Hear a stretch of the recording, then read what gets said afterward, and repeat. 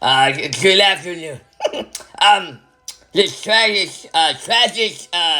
assassination of Charlie Kirk it is a wound on our nation's soul. It's a stark reminder that violent rhetoric has no place in our politics. No place at all. I mean, after deep reflection, I'm announcing today that I and my Democratic colleagues will cease any hint of hateful or violent language. We're done with it.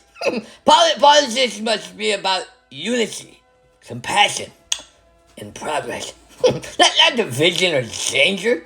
From this day forward, we pledge to speak only of hope, to lift up, not tear down. Violence is discourse. It's unacceptable. It's un-American. but let's be crystal clear.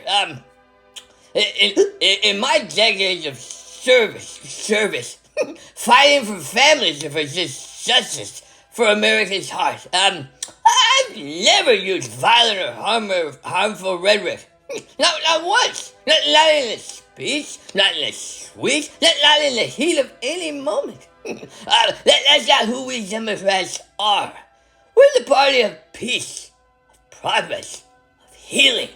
Violent words? That's Republican territory. Their playbooks, not ours. They've spent years spewing calls to fight, to take back, to inflame. We've stayed above that fray. Always. Madam Drinker, in 2017 you said Republicans were going to get a fight, and the Democrats would punch back hard. How do you square that with your claim of never using violent rhetoric? Oh, come on now. That's a mischaracterization. Am I saying that right? I never said those things. Not in that way. I mean, you're twisting words to fit a narrative. Fight? Punch? Those are metaphors for vigor. For standing up for what's right. I never use violent language. I mean, that's what Republicans do. Not Democrats. I mean, check the record. You'll see my words have always been about love and unity. It's like, and honestly, it's like that question sounds like something a Republican operative would plant. We're here to move forward, not dredge up fabrications. Let me pivot to something real. When my dear husband, Paul Pelosi, was brutally attacked in our home by a deranged man wielding a hammer, it was entirely the fault of the Republican rhetoric. Their conspiracies, their lies, their endless vitriol, it fueled that attacker. Paul knew this man's name, but he didn't know him. He'd heard of him, but he didn't recognize him. That's why Paul was in his underwear that night, with a drink in his hands. Because he knew him, but he didn't know him. It's all really confusing, and it's all because of the Republican hate-mongering that put a target on our home. We Democrats, we don't create those environments. We never have.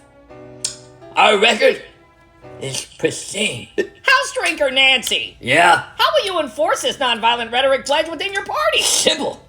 We'll lead by example, because we always have. We'll hold workshops, review our language, and keep our moral compass true, like always. But let's not pretend this is a both side issues. Republicans have built their brand on division, on that lock her up, on that stand back and stand by. Fuck around and find out. That's the poison we're cleansing. Democrats, we've never stooped to that level. Never will. Today we're just doubling down on who we've always been. The party of civility. Good night, peasants!